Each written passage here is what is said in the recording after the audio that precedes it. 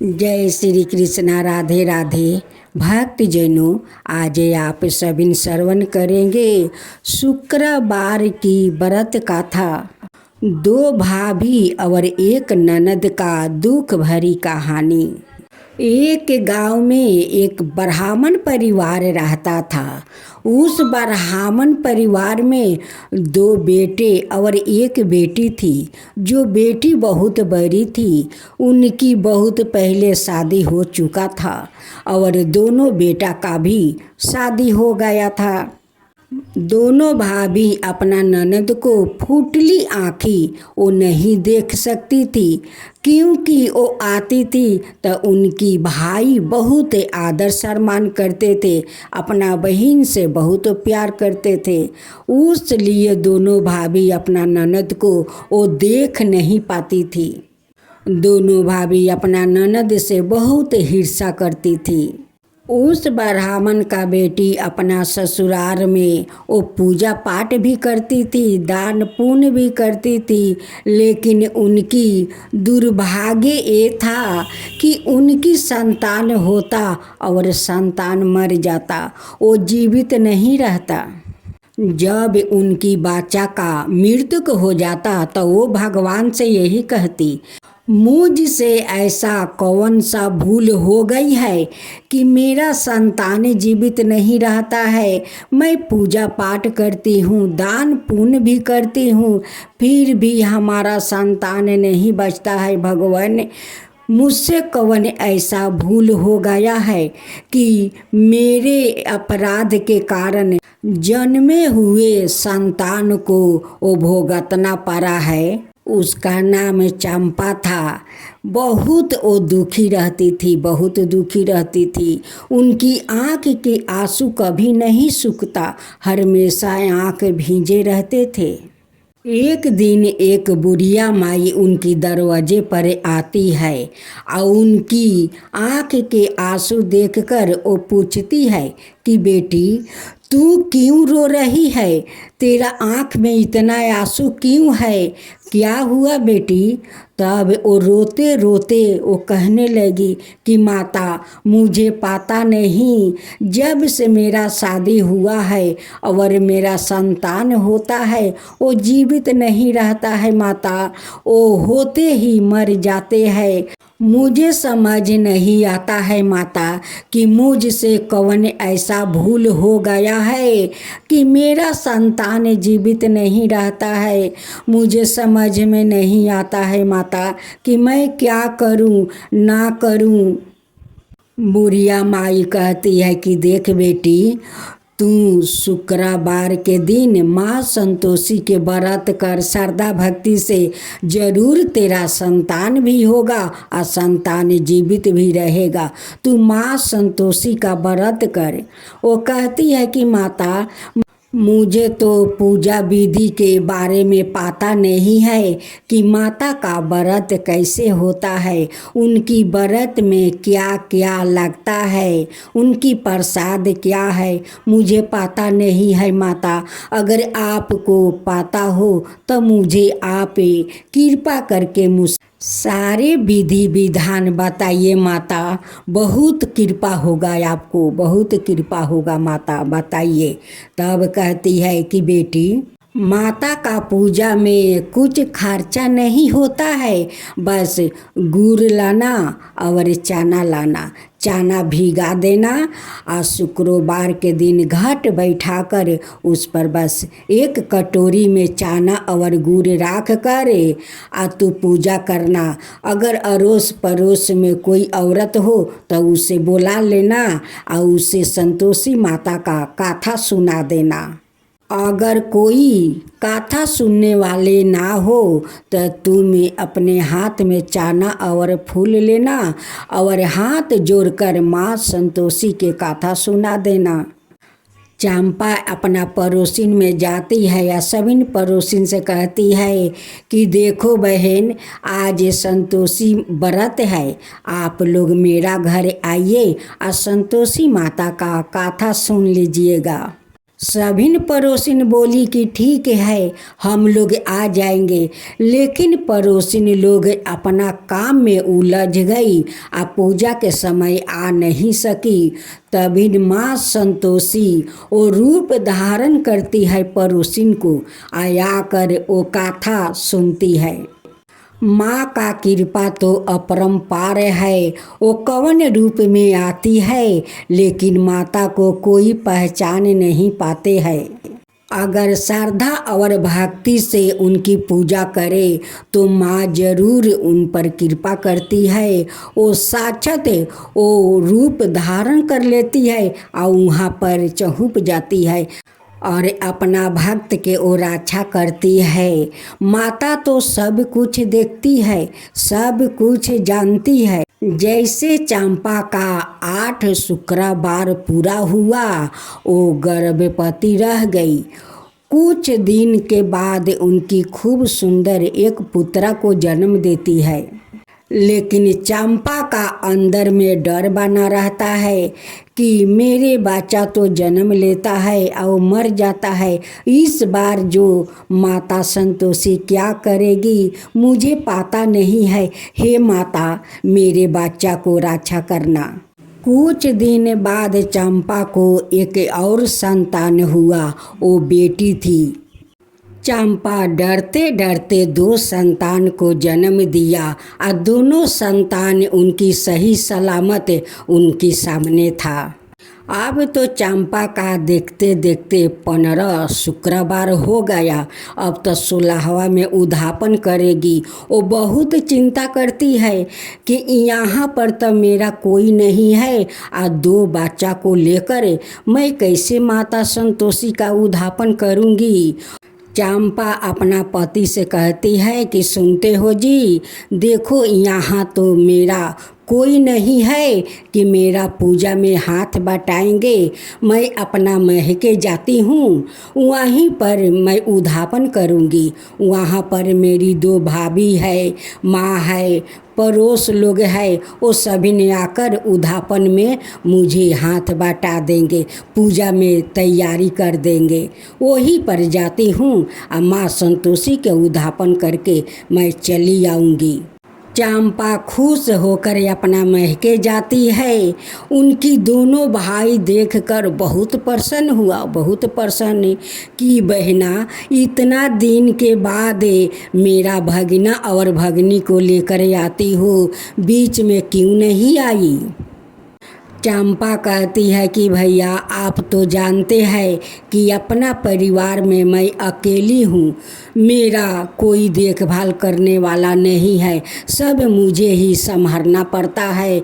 मैं कैसे आऊँ, माँ संतोषी का उद्यापन करना है, उसलिए मैं यहाँ पर आया हूँ भैया।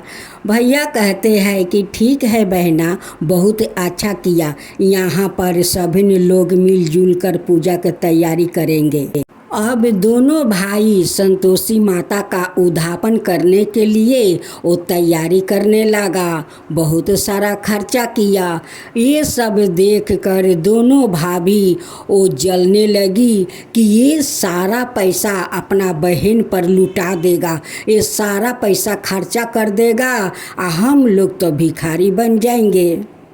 फिर छोटी भाभी कहती है कि दीदी आप ठीक कहती है, इसका लोभ हो जाएगा तो हर बार आते जाते रहेगी और सारा भाई से खर्चा करवाते रहेगी। ऐसे आते जाते रही तो हम लोग का तो रास्ता पर कटोरा लेकर भीख मांगना पड़ेगा। पूजा में सभी ने शामिल होता है, धाम धूम से खुशी से माँ संतोषी का उद्यापन करते हैं। उद्यापन का 2 दिन बाद बहन कहती है कि भैया अब मुझे जाना होगा, मेरा संसार में कोई करने वाला नहीं है, मैं नहीं जाऊंगी तो वहाँ पर कौन संभालेगा, मुझे जाना होगा भैया। भैया कहते हैं कि बहना इतना दिन के बाद आई हो, खाली हाथ मैं कैसे जाने दूँ। दोनों भैया अपना बहन को देने के लिए पकवान बनाते हैं। उनका लिए साड़ी ब्लाउज साया लाते हैं।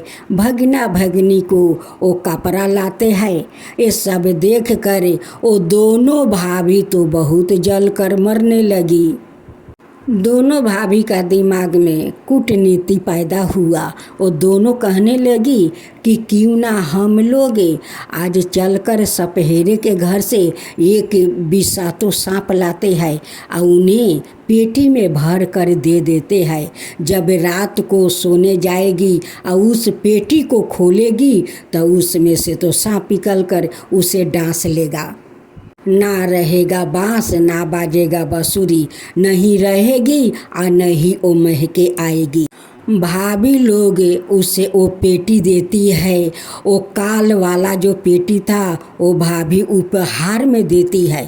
कहती है कि ननद जी, इतना दिन के तो बाद आई हो, हम दोनों मिलकर आपके लिए एक बहुत सुंदर उपहार लाया हूँ। अभी अपना भैया को मत बताना, जब सोने जाएगी तब इस उपहार को पेटी खोलकर देख लेना। कभी कोई भाभी अपना ननद को ऐसा उपहार नहीं दिया होगा। ननद उपहार को देखकर वो बहुत खुश हो जाती है। कहती है कि मेरी भाभी कितनी अच्छी है, अनमोल मुझे उपहार दिया है।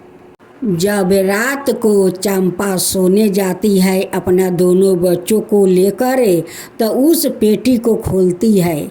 माँ संतोषी का कृपा, उनकी तो महिमा अपरंपार है। उस काल को वो हार में बदल दिया। जब ननद ओ नवलाखा हार को देखती है तो बहुत खुशी होती है। अपना दोनों भाभी को भैया को बहुत बहुत आशीर्वाद देती है। कहती है कि हे माँ संतोषी, मैं उद्यापन करने आई थी। मेरे भाई दोनों भाभी लोग मिलकर बहुत धूमधाम से उद्यापन किया। अब मैं कल सुबह जाती हूँ। मेरे भाभी नवलाखा हार उपहार में दिया है। मेरे दोनों भैया और भाभी को रक्षा करना माता, रक्षा करना। लेकिन चंपा को कहाँ पता था कि मेरे भाभी तो मेरे शत्रु बन गई है। वो बिसातो सांप इस पेटी में भर कर देती है कि मुझे डस लेगा, मैं मर जाऊंगी। ये सब चंपा को पता नहीं था। जब सुबह हुआ वो जाने के लिए उनकी द्वार पर बैलगाड़ी भी आ गई। इधर भाभी लोग कहती है कि वो जीवित रहेगी तभी तो अपना ससुराल जाएगी। उसे तो रात्रि ही उसकी सांप दंशन कर लिया है, वो तो मर चुकी होगी। अब उनकी लाश जाएगी ससुराल। चंपा भाई के दिए हुए कपड़ा पहनती है, भाभी के दिए हुए वो नवलाखा हार पहनती है। और पहन कर जब अपना कमरे से वो बाहर आती है, भाभी लोग देख कर वो तो तंग रह गई कि ये कैसा चमत्कार है। ये तो इतना सज धज के निकली है, ये नवलाखा हार पहन कर निकली है, ये सब कैसे चमत्कार हो गया। हम लोग तो उस डब्बे में सांप भर कर दिया था कि सांप दंशन उन्हें कर लेगा, लेकिन वो तो सज धज कर वो नवलाखा हार पहन कर वो निकलती है। वो नवलाखा हार देख कर दोनों भाई भी आश्चर्य में पड़ गए कि इतना अनमोल, इतना दाम का नवलाखा हार ये दोनों भाभी ने मिलकर दिया है। ये लोग मेरे बहन से कितना प्यार करती है। दोनों भाई अपना पत्नी से कहते हैं कि तुम लोग दोनों मिलकर मेरे बहन का अनमोल रतन दिया है, इसलिए मैं बहुत खुश हूँ, बहुत खुश हूँ। भगवान करे कि तुम्हारा जैसा सभी ननद को भाभी मिले। चंपा अपना ससुराल जाती है। वहाँ के सभी उनकी अड़ोस पड़ोस देख कर कहते हैं कि चंपा तुम्हारा महके कितना अच्छा है, तुम्हारा भैया भाभी तुमसे कितना प्यार करते हैं, देखो कितने अच्छे अच्छे कपड़ा दिया है, 9 लाखा हार दिया है, बच्चों लोग के कितना अच्छे अच्छे कपड़ा दिया है। तुम्हारा भाग बहुत अच्छा है कि तुम्हारा भाई और भाभी बहुत अच्छी है, तुमसे बहुत प्यार करती है। लेकिन ये सब तो माँ संतोषी का चमत्कार था, उन्हीं का कृपा से तो ये सब हुआ था। क्योंकि चंपा का मन में कोई कपट नहीं था और ना कोई उनकी मन में पाप था। उनकी मन तो एकदम गंगा जैसे पवित्र था। उसलिए माँ संतोषी उस विषातु सांप का 9 लाखा हार बना दिया। एक दिन माँ संतोषी डाकुनी के रूप धारण कर वो दोनों के सपने में दर्शन देती है और कहती है कि मैं तुम दोनों को खा जाऊंगी, मैं तुम दोनों को खा जाऊंगी। तुम अपना ननद को वो पेटी में विषातु सांप भर कर दिया था, मैं तुम दोनों को नहीं छोड़ूंगी। दोनों भाभी डर के मारे उस सपने में हाथ जोड़कर कहती है कि आप कौन हो, क्यों हम दोनों को खाना चाहती हो। वो कहती है कि मैं कौन हूँ, मैं संतोषी हूँ, मैं संतोषी हूँ। तुम दोनों मेरे भक्त को सांप वो पेटी में भर कर दिया था डांस लेने के लिए कि वो नहीं रहेगी और नहीं महके आएगी। मैं तो उस सांप को 9 लाखा हार में बदल दिया, लेकिन तुम दोनों को मैं नहीं छोड़ूंगी। अब दोनों हाथ जोड़कर कहने लगी कि माता मुझे क्षमा करो, माँ मुझे क्षमा करो, मुझसे बहुत भूल हो गया है, मैं मूर्ख हूँ, मैं पापिन हूँ, मैं अधर्मी हूँ, मुझसे बहुत बड़ा पाप हो गया है माँ, पाप हो गया है, मुझे क्षमा करो माँ। हम दोनों मिलकर आपको 16 शुक्रवार का व्रत करूंगी और धाम धूम से उद्यापन करूंगी, ऐसा बुरा काम कभी नहीं करूंगी माँ, मुझे क्षमा कर दो। वो दोनों को वो गिड़गिड़ाते रोते हुए देखकर माता क्षमा कर देती है, कहती है कि ठीक है, जो मेरा श्रद्धा भक्ति से पूजा करेगा और उद्यापन करेगा उस पर मैं ऐसे ही कृपा करूंगी जैसे चंपा पर किया था। तो बोलो माँ संतोषी की जय, माँ संतोषी की जय, माँ संतोषी की जय। मैं तो आरती उतारूं रे संतोषी माता की, मैं तो आरती उतारूं रे संतोषी माता की। जय जय संतोषी माता, जय जय माँ, जय जय संतोषी माता, जय जय माँ। बड़ी ममता